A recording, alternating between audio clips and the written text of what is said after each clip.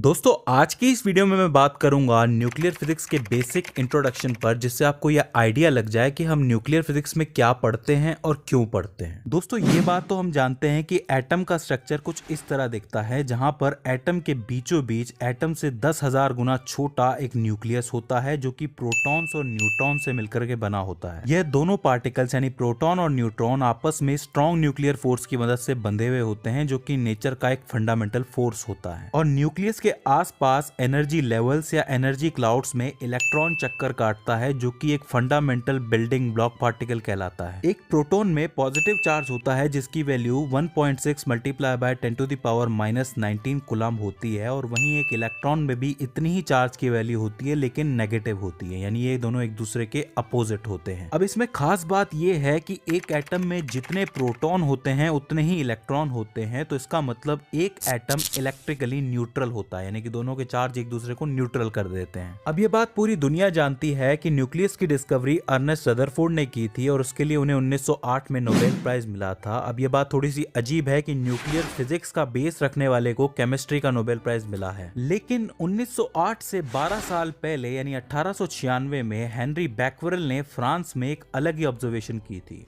उन्होंने कुछ photographic plates को यूरेनियम सल्फाइड के क्रिस्टल के सामने रखा, और उन्होंने ये देखा कि इसमें से कुछ रेज बाहर आ रही हैं, जो कि इस प्लेट को काला कर रही हैं। अब यहाँ से शुरू हुई सवालों की बौछार कि एक एटम तो इलेक्ट्रिकली न्यूट्रल होता है, तो इसमें से कोई रे कैसे बाहर आ सकती है, इन रेज का ओरिजिन क्या है। तो उस समय तो इन रेज के बारे में कुछ पता नहीं चला, इसलिए इसे अननोन रेडिएशन का नाम दे दिया गया। और चूंकि ये चीज एटम के अंदर हो रही है, ये एक्टिविटी एटम के अंदर हो रही है, इसीलिए रेडिएशन एक्टिविटी यानी कि रेडियो एक्टिविटी का जन्म हुआ। तो ये इस चीज का पहला साइन था कि एक एटम में एक न्यूक्लियस जैसी कोई चीज हो सकती है। लेकिन मैं आपको बता दूं कि ये न्यूक्लियर फिजिक्स की स्टडी की शुरुआत नहीं थी। न्यूक्लियस की कहानी मॉडर्न फिजिक्स में बैक्वेरेल के टाइम से 325 साल पहले टाइको ब्राहे नाम के एक एस्ट्रोनॉमर के साथ शुरू हुई। साल 1572 में टाइको ब्राहे और 1603 में जोहान्स केपलर, जो उन्हीं के स्टूडेंट थे, उन्होंने नाइट स्काई में एक स्टेलर नोवा, जिसे हम सुपरनोवा भी कहते हैं, उसे ऑब्जर्व किया। सुपरनोवा किसी बड़े स्टार की डेथ को कहा जाता है। इसका मतलब ये है कि जैसे इंसान होते हैं, उनकी एक एज होती है और एज के बाद उनकी डेथ हो जाती है, उसी तरीके से स्टार्स की भी एक एज होती है जिसके बाद उनकी डेथ होती है, मतलब उनका एक्सप्लोजन हो जाता है। और जहां पर ये एक्सप्लोजन होता है, वहां पर उस स्टार की स्टार डस्ट,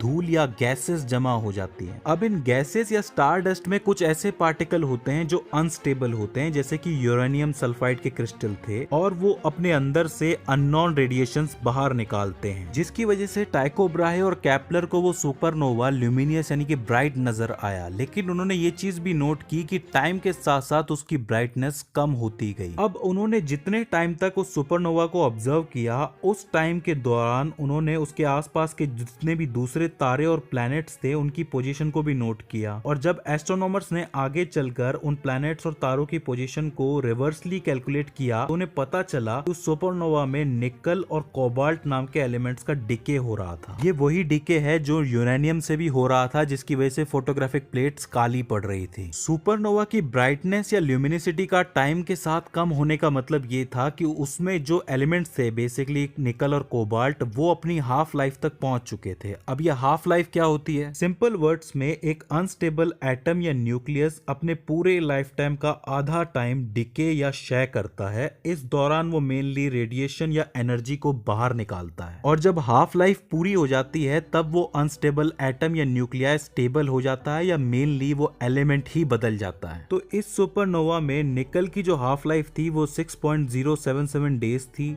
और कोबाल्ट की थी 77.27 डेज। तो अपनी हाफ लाइफ के हिसाब से उन्होंने एनर्जी रिलीज की, तो उस टाइम पे तो ल्यूमिनिसिटी ज्यादा थी, और हाफ लाइफ पूरी हो जाने के बाद उसकी ल्यूमिनिसिटी कम हो गई। अब देखिए, एक चीज आपको यहाँ पे ध्यान रखनी है कि जब उनकी आंखों तक रोशनी पहुंची, तब तक तो वो चीज शायद एग्जिस्ट ही नहीं करती थी, क्योंकि वो बहुत दूर थी उनसे। अब देखिए, ऐसा नहीं है कि टाइको ब्राहे और केपलर ही वो पहले इंसान थे जिन्होंने सुपरनोवा देखा होगा, बहुत लोगों ने देखा होगा, लेकिन चूंकि उन्होंने ऑब्जर्वेशन क्वेश्चंस को नोट भी किया और दुनिया को आगे दिया, इसीलिए न्यूक्लियर फिजिक्स में उन्हें आगे जगह मिली। हालांकि वो इसका इंपॉर्टेंस नहीं समझ पाए, वो क्या बैक्वेरेल भी नहीं समझ पाए थे, बैक्वेरेल ने भी 6 महीने के अंदर स्टडी छोड़ दी थी। लेकिन इसका काम सिर्फ ब्राइटनेस या ल्यूमिनिसिटी पैदा करना नहीं था, इसके पीछे थी यूनिवर्स की एक बहुत इंपॉर्टेंट प्रोसेस जिसको हम कहते हैं न्यूक्लियोसिंथेसिस। देखिए, जैसे प्लांट्स में फोटोसिंथेसिस होता है जहां पर वो फोटोन यानी कि सनलाइट लेके अपना खाना बनाते हैं, वैसे ही न्यूक्लियोसिंथेसिस से पूरे ब्रह्मांड यूनिवर्स के अंदर चीजें डेवलप होती हैं। देखिए, इसको सिंपल वर्ड्स में समझने की कोशिश करते हैं। देखिए, हमें पता है कि हमारे पूरे यूनिवर्स में काफी सारे स्टार्स हैं, लेकिन बहुत से लोगों का ये मानना है कि स्टार्स के बीच में कुछ नहीं है, यानी कि उनके बीच में सिर्फ वैक्यूम है, जबकि ऐसा है नहीं। स्टार्स के बीच के इस स्पेस को हम इंटरस्टेलर मीडियम कहते हैं, जहां मेनली गैसेस पाई जाती हैं। जो स्टार्स खत्म हो चुके हैं उनकी गैसेस होती हैं। अब जहां पर ये गैसेस मिलती हैं यानी कि कंडेंस होती है, मान लो कि यहाँ पे ग्रेविटेशनल फोर्स ज्यादा है, तो उस वजह से जब ये कंडेंस होंगी तो इस दौरान इनके एलिमेंट्स बनना शुरू हो जाएंगे। For example, cosmological big bang के बहुत समय के बाद गैसेस के अंदर जो प्रोटॉन्स और न्यूट्रॉन्स थे वो जब कंडेंस हुए तो सबसे पहले हाइड्रोजन और हीलियम, जो कि बहुत ही बेसिक पार्टिकल्स हैं, एलिमेंट्स हैं, वो बनना शुरू हुए। और ये डेवलपमेंट न्यूक्लियर रिएक्शन के बगैर पॉसिबल नहीं था, यानी कि बिना न्यूक्लियर रिएक्शंस के हाइड्रोजन और हीलियम नहीं बन पाते हैं। अब क्या हुआ कि जैसे इनको थोड़ा सा और कंडेंस किया गया, यानी कि और ज्यादा कंडेंस हुए, तब हैवी न्यूक्लियस बनना शुरू हुए। मतलब ये कि प्रोटॉन्स और न्यूट्रॉन्स की संख्या बढ़ने लगी न्यूक्लियस के अंदर। अब वहां पे संख्या बढ़ी है तो ऑब्वियसली बात है कि वहां पे इलेक्ट्रॉन्स भी बढ़ेंगे। अब इलेक्ट्रॉन्स बढ़ रहे हैं तो वो एलिमेंट अब हाइड्रोजन नहीं रहा, वो दूसरा एलिमेंट बन गया। तो इस तरीके से एलिमेंट्स बनना शुरू हो जाते हैं। लेकिन यहाँ पर मास में भी वृद्धि हो रही है, यानी कि मास भी बढ़ रहा है, और मास के बढ़ने से ग्रेविटेशनल इफेक्ट भी बढ़ता है। तो ऐसे में और भी ज्यादा कंडेंस हो जाती है चीजें और एक